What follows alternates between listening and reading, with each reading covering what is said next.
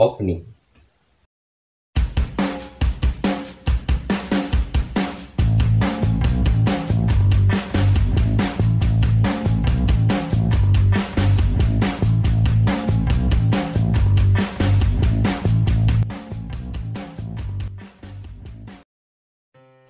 Oke, assalamualaikum warahmatullahi wabarakatuh. Halo semuanya. Ya, jadi di video kali ini aku bakalan sharing-sharing ya. Setelah kemarin aku mendapatkan banyak tanggapan di kolom komentar terkait video yang ini. Nah, jadi mereka itu kebanyakan pada risau nih. Kak, kira-kira nilai segini harus rankingan nggak? Kak, kira-kira segini peluangnya besar nggak? Min, kira-kira lolos gak untuk jurusan ini? Nah, kurang lebih pertanyaannya seperti itu.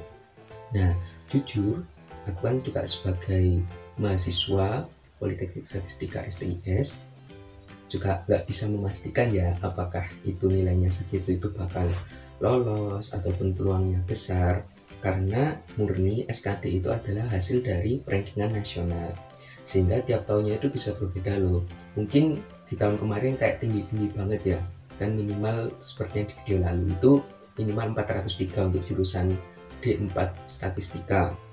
Nah, bisa aja di tahun ini berubah tergantung nilai SKD-nya setiap anak di satu Indonesia ini, seperti itu. Nah, kemudian yang nggak kalah penting, sebenarnya apa sih yang harus kita lakuin setelah melakukan SKD?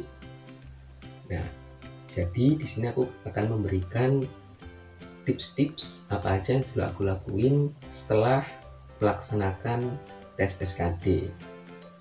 Jadi yang pertama, aku tuh ngelupain berapa sih skorku.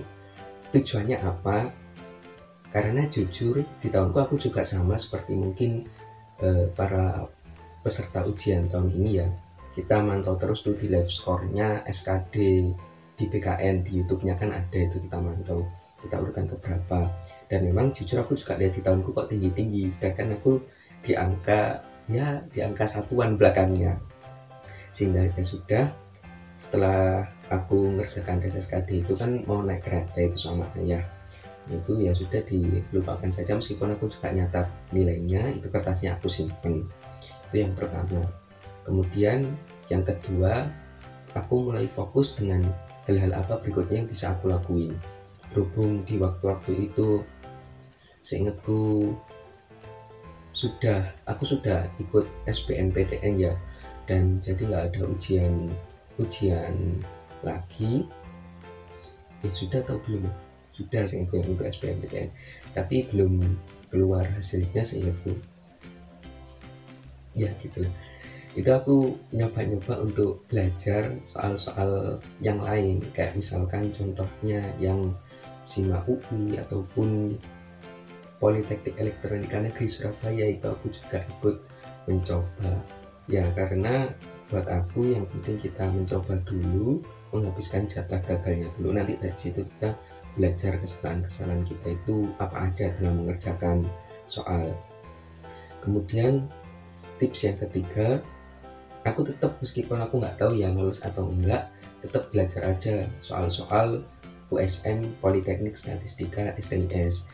Berhubung aku dulu itu sebenarnya nunggu BWSM yang dijual sama Kopma, tapi di tahun itu lagi nggak produksi dan baru tak ada tahun ini lagi.